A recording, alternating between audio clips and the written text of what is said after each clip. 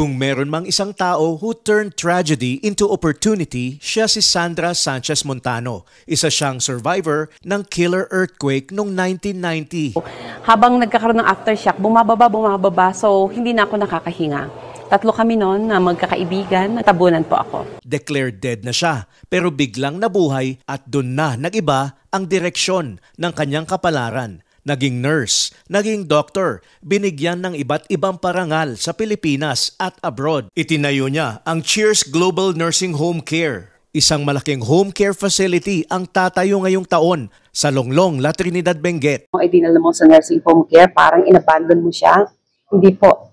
Ang pinakamasarap pong gawin natin ay ipapalaga natin siya professionally taken care of.